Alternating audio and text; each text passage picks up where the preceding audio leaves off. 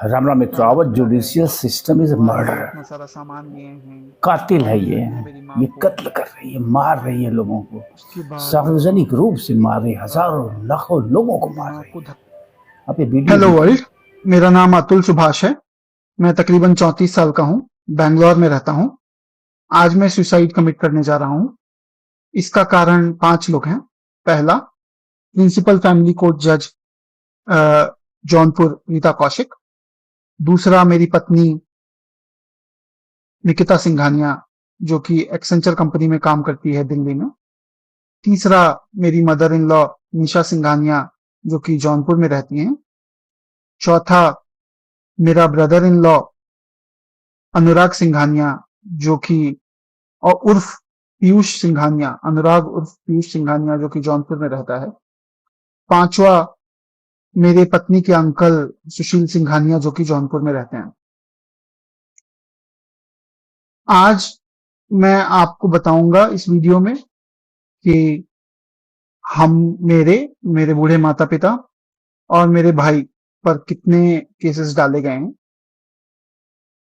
हमें कैसे हरास किया गया है, हमें हमसे कैसे पैसे ऐंठने एक्सटॉर्ट करने की कोशिश की जा रही है, कितने पैसों का मामला है, और कैसे मुझे ये सुसाइड करने पे के लिए डायरेक्टली इंस्टिगेट किया गया है, और ऐसे सिचुएशंस बना दिए गए हैं जहां पर मेरा खुद को खत्म कर देना ही सबसे सही रास्ता समझ में आता है। इसमें मैं आपको ये भी बताऊंगा कि ये जो पैसों का खेल है, ये कितने अमाउंट का खेल है, कितने कितने पैसों का गोरख धंधा है ये। मैं उसके बाद हर किरदार का रोल बताऊंगा इन पांचों लोगों का, और अंत में मैं कुछ अपनी आखिरी इच्छाएं भी बताना चाहूंगा। इस वीडियो को देखकर आपको ये सीखने को मिलेगा कि कैसे आज कोई भी लड़की किसी भी आदमी और उसके पूरे परिवार को बर्बाद कर सकता है इस कानूनी व्यवस्था का इस्तेमाल करके, और कैसे ये कानूनी व्यवस्था सिर्फ कानूनन तरीके से आदमियों के खिलाफ नहीं है, बल्कि कैसे ये भ्रष्ट भी है, और आपको ये सोचने पे मजबूर करेगा कि क्या हम अपनी आस्था ऐसी व्यवस्था पर रख सकते हैं। मैं कोशिश करूंगा कि ये वीडियो हिंदी में बनाऊं ताकि ज्यादा से ज्यादा लोग इसे समझ पाएं, बट बोलने के फ्लो में मैं कई बार अंग्रेजी में भी स्विच कर जाता हूं, उसके लिए माफी चाहूंगा। बता दूं आपको कि अभी तक तकरीबन मैंने जोड़ा है 120 से भी अधिक कोर्ट के डेट्स लग चुके हैं लास्ट 2.5-3 सालों में, अक्रॉस ऑल केसेस। और 40 बार मैं खुद इन कोर्ट डेट्स को अटेंड करने के लिए बैंगलोर से जौनपुर जा चुका हूं। इसके अलावा मेरे माता पिता और भाई को भी अक्सर कोर्ट के चक्कर काटने पड़ते हैं। एक कोर्ट डेट अटेंड करने के लिए मुझे तकरीबन 2 दिन का समय लगता है मिनिमम। बैंगलोर से जौनपुर जाना, वहां कोर्ट डेट अटेंड करना अगले दिन, और फिर वापस आना। मुझे साल में 23 छुट्टियां मिलती हैं, तो आप अंदाजा लगा सकते हैं कि क्या इन कोर्ट केसेस से लड़ पाना किसी के लिए भी पॉसिबल है या नहीं। ये बात जानकर आपको हैरानी नहीं होनी चाहिए कि अधिकतर डेट्स पर इन कोर्ट केसेस में कुछ भी नहीं होता। या तो जज एब्सेंट होती हैं, या लॉयर्स का हड़ताल होता है, या फिर कंडोलेंस होता है। कंडोलेंस का मतलब, अगर उस पूरे इलाके में, पूरे जिले में कोई भी वकील, पुराना नया, कोई भी जज, अगर उसकी मृत्यु हो जाती है तो उस दिन कोर्ट में कोई काम नहीं होता। चौथा, अगर कोर्ट डेट में किसी भी तरह सब लोग मौजूद भी हैं तो जो सामने वाला वकील है वो अगले डेट की मांग कर सकता है और उसे बड़ी आसानी से ही अगला डेट दे दिया जाएगा। तो आप कोर्ट जाते हो, अपना समय बर्बाद करते हो, अपने पैसे बर्बाद करते हो,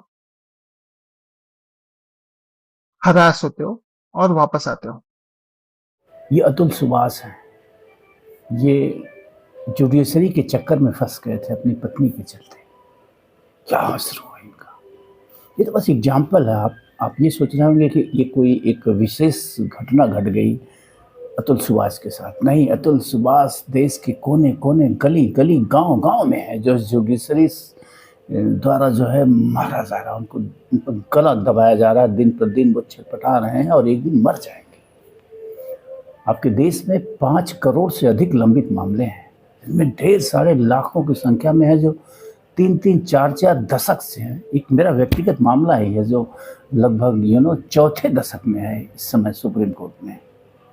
अगर 4 दशक बाद न्याय भी मिले, अगर मोस्ट ऑफ पटिशनर है डायड, न्याय के आस में अधिकांश जो मुख्य पटिशनर थे वो मर गए, तो क्या इसे जस्टिस कहा जाएगा? सुप्रीम कोर्ट कुछ भी दे दे, क्या इसे जस्टिस कहा जाएगा? अभी बिहार की एक घटना थी, एक युवा को 28 साल की उम्र में गिरफ्तार किया गया था। 58 साल की उम्र में उसे निर्दोष साबित करके छोड़ा गया। माय गुडनेस, क्या बचा उसके पास? तो ये न्यायपालिका जो हत्या कर रही है, इस न्यायपालिका में आमूल चूल परिवर्तन की जरूरत है। तारीख पे तारीख, तारीख पे तारीख, जिसमें सबसे बुरी स्थिति जो है जिला न्यायालयों के, सत्र न्यायालयों के, जहां 4.5 करोड़ से अधिक लंबित मामले हैं। और इनकी कार्यप्रणाली को आप देखिए। आप किसी भी जनपद के हो, अपने जनपद न्यायालय की कार्यप्रणाली को देखिए। आप जज साहब लोगों का रवैया देखिए, कैसे पैसों पे बिक जाते हैं ये लोग। आपको पता चलेगा, आप अदालतों में पता करिए, ऐसे बिकने वाले कितने मजिस्ट्रेट आपके हैं। और राजस्व अदालतों की बात करिए तो माय गुडनेस, वहाँ तो सब के सब बिकने वाले हैं। सब ने अपना रेट खोल के बैठा हुआ है। आपको कोई आदेश पारित करवाना है, रेट खुला है, आप जाइए, पैसा दीजिए, जो अधिक देगा उसके पक्ष में आदेश आएगा। माय गुडनेस, और रही बात वकील साहब लोगों की, तो कानून का जो पेशा था, ये बिजनेस नहीं था, इसको बिजनेस बना दिया इन लोगों ने। कोई एक वकील मर जाए, चाहे वो 20 साल पहले कचहरी छोड़ चुका है, कभी वो वकील था, तो कंडोलेंस, यानी कोर्ट में कोई काम नहीं होगा। हड़ताल आए दिन, तारीख पे तारीख, लिस्ट लग जाती है, तारीख लग जाती है, और वकील दूर दराज से अपना समय और पैसा बर्बाद करके अदालत में आता। उसे पता चलता है या तो हड़ताल है, या तो वकील साहब नहीं हैं, या फिर जज साहब नहीं बैठे हैं। और सब कुछ अगर सही है तो अगली तारीख, अगर विपक्ष का वकील कह दिया कि श्रीमान मुझे समय चाहिए, तो समय है। और स्थिति यह है कि यही सब करते करते दशकों बीत जाते हैं, कई दशक बीत जाते हैं सत्र न्यायालयों में आदेश आने पे। और उस आदेश में भी संदेह हमेशा बना हुआ है कि ये पैसे पे खरीदा गया आदेश है कि न्याय किया गया है जस्टिस महोदय द्वारा। तो इतने बुरे हालात हैं इस देश की न्यायपालिका के कि शायद दुनिया का कोई और ऐसा देश हो जहाँ की ये हालात हो। मैं तो कहता हूँ अफगानिस्तान और सीरिया जैसे देश भी न्यायपालिका के मामले में हमसे बेहतर हैं। न्याय कर जाते हैं न्याय, जैसे भी हो कर जाते हैं न्याय। हमने कानून का इतना बड़ा पिटारा खोल के बैठा हुआ है, और 5 करोड़ से अधिक लंबित मामले, 30 साल बाद किसी को आप न्याय देंगे तो उस न्याय का क्या मतलब है? मैं तो कहता हूँ ये सारे न्याय अपने आप ऑटोमेटिकली अन्याय में बदल जाते हैं। It is believed that justice delays is justice denied. मतलब अगर न्याय में विलम्ब हुआ तो वो एक तरह से न्याय से इनकार की तरह ही है। शर्म नहीं आती है सरकारों को, शर्म नहीं आती है इस व्यवस्था से जुड़े लोगों को। अरे समाज की संरचना ही सिर्फ न्याय के लिए हुई थी, अन्यथा मनुष्य जंगल में खुश था। जिसकी लाठी उसकी भैंस का सिद्धांत चलता था, जो मजबूत होता था वो भोग करता था, वो शासन करता था। समाज की संरचना इसीलिए हुई, समाज इसीलिए बनाया गया कि कमज़ोर और मजबूत दोनों के साथ बराबर का व्यवहार हो और न्याय मिल सके। अगर कोई किसी पर अन्याय करता है तो उसे रोका जा सके, और जिसके ऊपर अन्याय हुआ उसे न्याय दिया जाए। लेकिन क्या आपके देश में ऐसा है? क्या आप कह सकते हैं कि आपके देश में ऐसा है? क्या आप कह सकते हैं कि आपके देश की न्यायपालिका ईमानदार, निष्पक्ष है?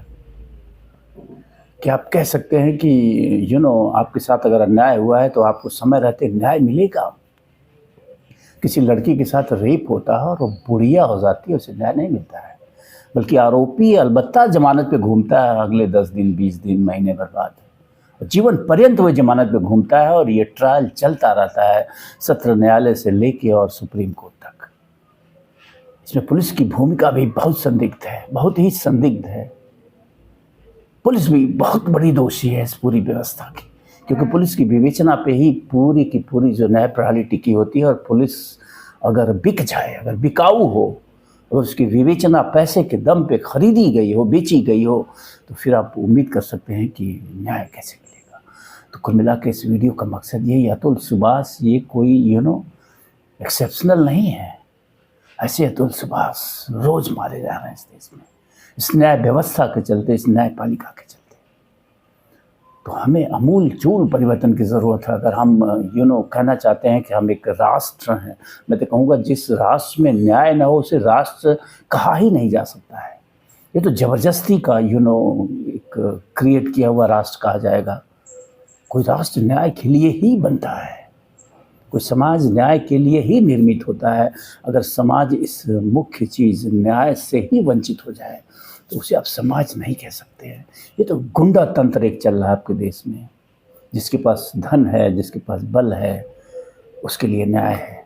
जो कमज़ोर है उसको कहाँ न्याय मिल रहा है, ज़रा बताइए हमको भी आप लोग। तो मैं क्या कहूँ, शब्द नहीं मेरे पास है, न तो अधिकार मेरे पास है कि मैं कहूँ कि ये कर दिया जाए, वो कर दिया जाए। कहता रहता हूँ मैं वैसे जो मेरे विचार में आता है कि कैसे बदला जा सकता है। लेकिन देश की जो राजनीतिक व्यवस्था है, देश की जो लोकतांत्रिक व्यवस्था है, दूर दूर तक कहीं मुझे नहीं दिख रहा है कि ये परिवर्तन होने जा रहे हैं। जनता भी दोषी है इस लोकतंत्र में, जनता भी उतनी ही बड़ी दोषी है। जनता भी दोषी है, हम आप सब दोषी हैं इस व्यवस्था के, क्योंकि शायद हम असभ्य हो गए हैं। हमें सभ्य राष्ट्र किसे कहते हैं, सभ्य समाज किसे कहते हैं, ये शायद हम भूल ही गए हैं। हमारे जनप्रतिनिधियों को देखिए जो हमारे लिए कानून बनाते हैं, कैसे लोगों को हम चुन रहे हैं, किन लोगों को हम विधानसभाओं और लोकसभा में भेज रहे हैं, कौन लोग मंत्री हो रहे हैं। तो ये दोष हमारा और आपका है कि हम शायद हम एक स्वस्थ समाज की परिकल्पना ही भूल गए हैं। शायद हम दुनिया को नहीं देख पा रहे हैं। हम कनाडा जैसे देश, ब्रिटेन जैसे देश, अमेरिका जैसे देश, स्विट्ज़रलैंड जैसे देश, तमाम ऐसे देश हैं, वहाँ की हम कल्पना भी नहीं कर पा रहे हैं कि वो समाज कैसा है, वहाँ कानून व्यवस्था कैसी है, वहाँ के लोग कैसे हैं, वो कैसे लोगों को चुनते हैं अपने प्रतिनिधि के रूप में, राजनीतिक प्रतिनिधि के रूप में।